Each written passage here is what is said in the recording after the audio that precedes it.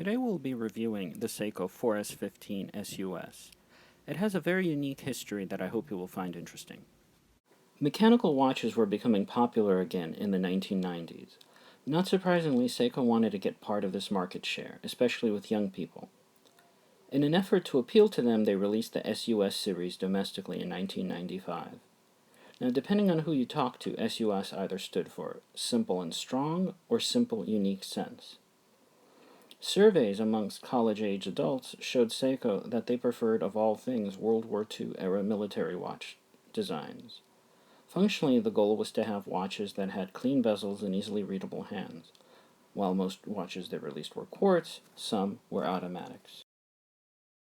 Legend has it that Seiko did not have any engineers with ample mechanical movement design experience in the 90s.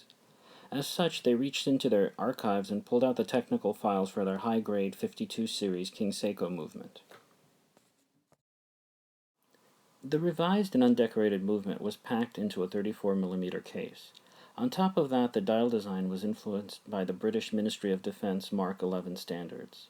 Even though the design was meant to appeal to young people, as I mentioned earlier, oddly enough, it ended up piquing the interest of Western military watch collectors, most famously Bob, the owner of the Military Watch Resource Forum. As a result of this, he came into contact with a Japanese man by the name of Seiya Kobayashi, who in turn started selling these watches on his forum. And thanks to Seiya, Westerners were finally getting exposed to JDM watches, JDM being Japanese domestic watches. And as many of you viewers know, he still sells actively on his website, seiyajapan.com. As for my conclusion, I think it's a great little watch, and by little I mean it's about 34mm without the crown. Now at this stage of my collecting, I happen to prefer this size, but obviously your mileage will vary. I also love the interesting history in that the idea that this has a high-grade King Seiko in-house movement in it. Amusingly enough, Seiko chose to limit the use of these 4S movements to much more expensive watches after this watch was discontinued in '97. They even put the same 4S15 inside a King Seiko reissue in the year 2000. Now, as far as the drawbacks, it's expensive. When it was originally released, it sold for roughly $300 US, and now it sells for upwards of $1,000. Now, it's up to you to decide if it was originally underpriced or if it's considerably overpriced now in the second-hand market. Also, the timekeeping tends to suffer when it isn't serviced regularly. Now, this is a function of it being a higher-grade movement, and this is a pretty common observation in higher-grade movements in general. So, it's something for you to be aware of.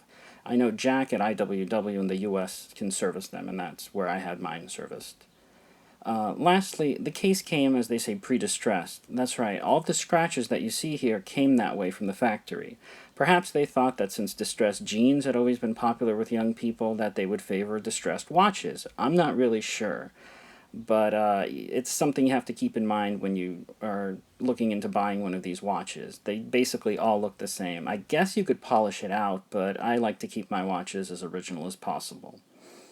That's basically it on this watch. I hope you guys enjoyed it and got something out of it, and thanks for watching.